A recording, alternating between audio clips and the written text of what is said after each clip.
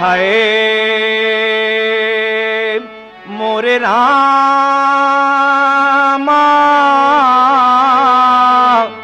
संवरिया रे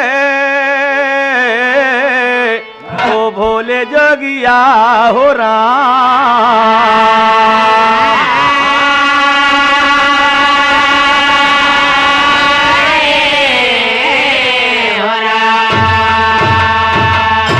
ध्रुवजी महामोद मन भर के वंदना मात पिता से करके चले हरि के चरण पर धर के ध्यान।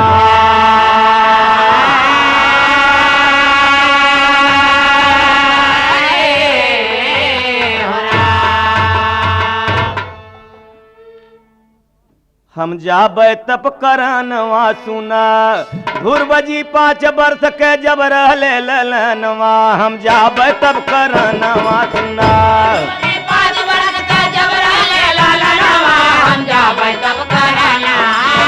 ध्रुवजी 5 वर्ष के जब रहले ललनवा। हम जाबे तप करनवा सुना। होके ध्रुव विदा माता से चल भइले तत्काल सुनो। रोहने लगी सुनैती माता 5 वर्ष के लाल सुनो। मंत्री ने उत्तान पाद से कहा मुक्त सरहाल सुनो। सुन बन गमन ध्रुव जी का तब राजा बड़ा बेहाल।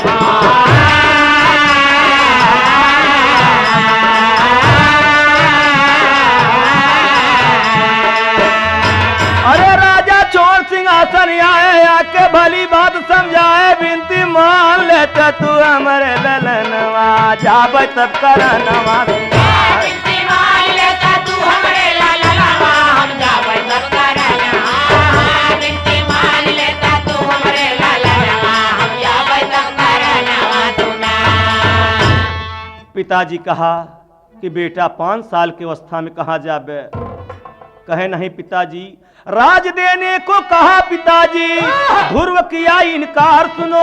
कहा ध्रुव जाने दो बन हम भजबे कृष्ण मुरार सुनो। ऐसी बातें पिता से कही आगे के भय तैयार सुनो। होनहार बलवान रही नारद से होई गए दीदार सुनो।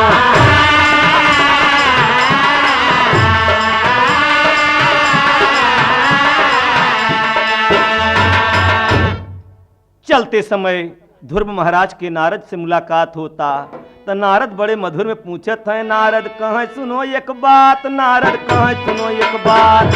कहाँ सुनो एक बात। नारद कहाँ सुनो एक बात। नारद कहाँ सुनो एक बात। नारद कहाँ सुनो एक बात। अरे नारद कहाँ सुना एक बात। कौन है पिता कौन है मात बन की राशदार तू कौन करनवा। हम जाबे तब करनवा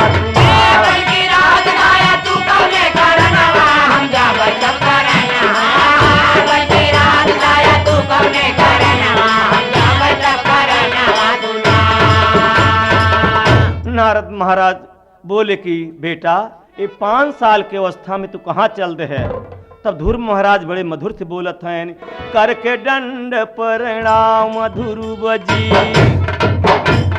कहाँ न लगे उस बारी जी। जगह हितकारी मिली है कहाँ बतला दे कुंज बिहारी जी। है मन में अभिलाष नयन भर हम देखब याद बिहारी जी।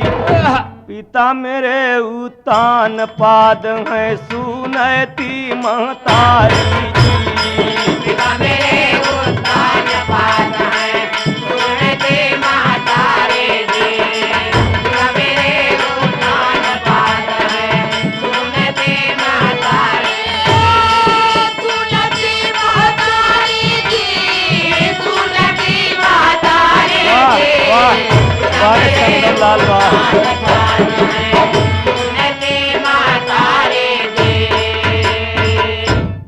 नारद जी कहते हैं बेटा आखिर तू घर काहे छोड़ दे 5 साल के अवस्था में। कहे ऋषि जी बैठे पिता गोद एक बार। अरे बैठे पिता गोद एक बार।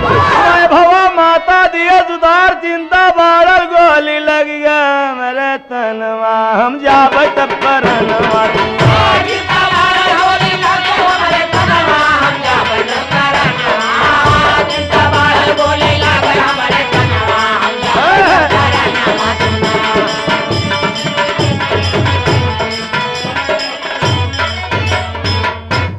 नारद जी समझावत हैं, बेटा तुम वापस चला जा। ध्रुव महाराज कहे नहीं महाराज अब वापस न करिए। तो नारद कहा सुनो बेटा जी तेरी अब नदानी बा, तो गले न के मरमन जनबे कृष्ण भक्ति मोर जानी बा। सिंह शेर गरजे जंगल में तुझको बड़ी हैरानी बा, होती है अब सोच यही लागे पहाड़ कर पानी बा।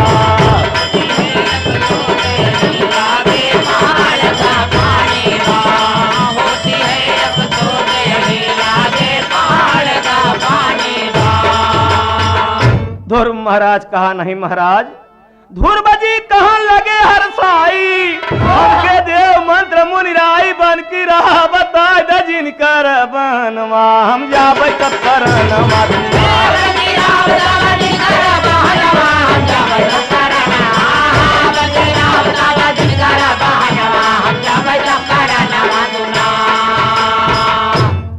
ऐसी बातें सुना महामुनि हंसी के गले लगाया है, हो कर के प्रसन्न मुनि जी अविरल जोग बताया है। दे 10 अक्षर मंत्र मुनि जी बन की राह दिखाया है। अरे पीठ ठोक कर कहा जाऊ बनया पैनात पठाया है।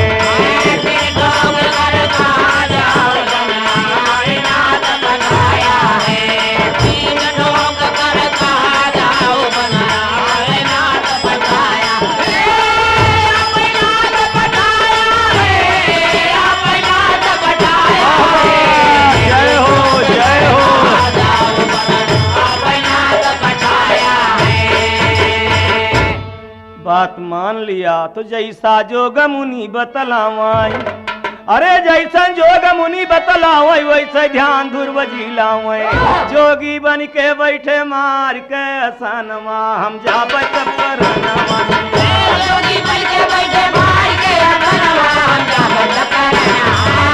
जोगी बन के बैठे मार के आसनवा, हम जाबै तब करनवा। भैया प्रथम समय वह 3 दिन पर करते प्रहारा जी, लगा महीना जब दूसरा कट दिन पर करें यहाँ राजी। 9 दिन कर किया टेम तीसरे कर सुनो बिचारा, तीसरे दिन कर सुनो।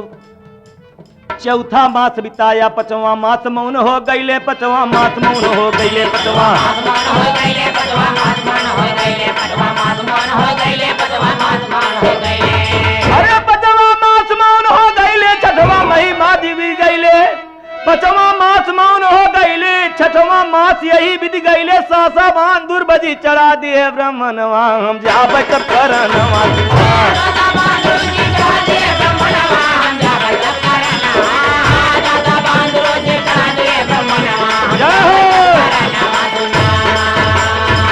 भैया एक पैर से खड़े ध्रुव हरि, एक पैर से खड़े हुए,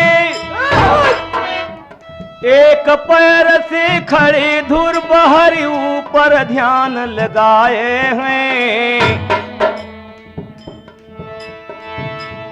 एक पैर से खड़े ध्रुव हरि ऊपर ध्यान लगाए हैं। राम नाम की सामल मूरत हृदय में बैठाए हैं। कापमान भति निलोक देवतन के कष्ट जनाए हैं। सासा बंद भवास बही कर कोई भेद नहीं पाए हैं। सासा बंद भवास बही कर कोई भेद नहीं पाए हैं। सासा बंद भवास बही कर कोई भेद ना पाए हैं। तो सुर नर देव गए घबराई, सुर नर देव गए घबराई। जय हो जय हो जय हो भैया। सुर नर देव गए घबराई, सबको हाहाकार मचाई। देवता विघन करण के तब बनाई बननवा हम जाबै तब करनवा सुना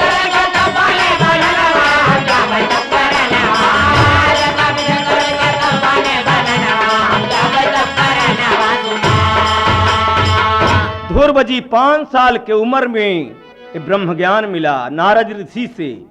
और हर मारो रोवती महतारी कहाँ गईले लाल रोवती महतारी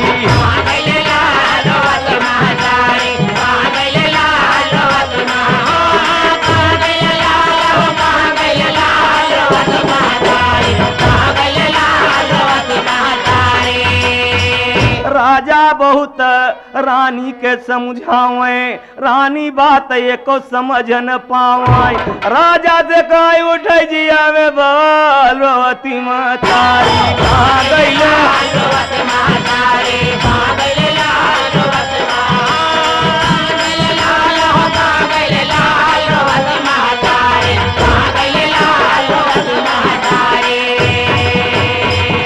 पाँच उम्र में बेटा चला गईले बनवा पता नहीं कैसे दिन कटत हुई है बनवा अरे हमारे कर्म में विधना का लिखे भाल रोवती महतारी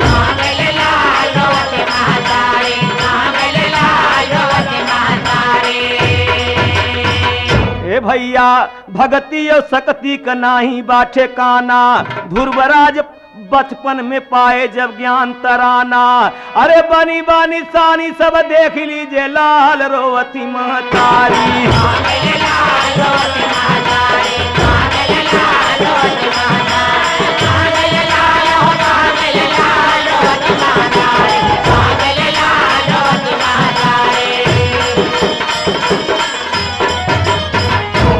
और ध्रुव जी का बैतरक स्वर्ग में निशानी बाबा हर देव ज्ञान बाटत बाटे ज्ञानी अरे आप सबके ऊपर दया करिए सुना नंद लाल रोवती महतारी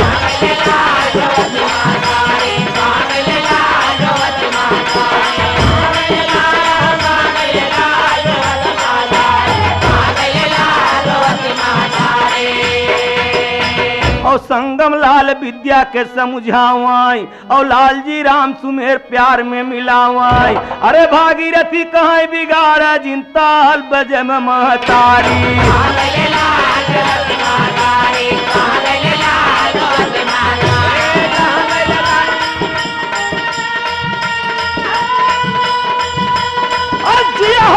भैया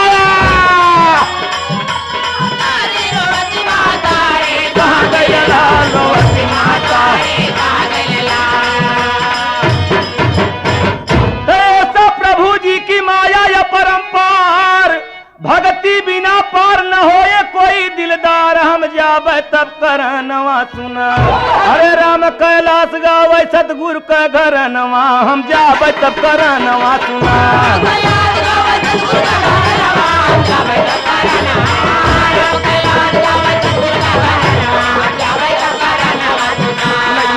के लगा दे बाबा पार बहुत समझावाई कविता लिखी चेलन के सिखावत हूँ बड़ी जागवैया कलाकार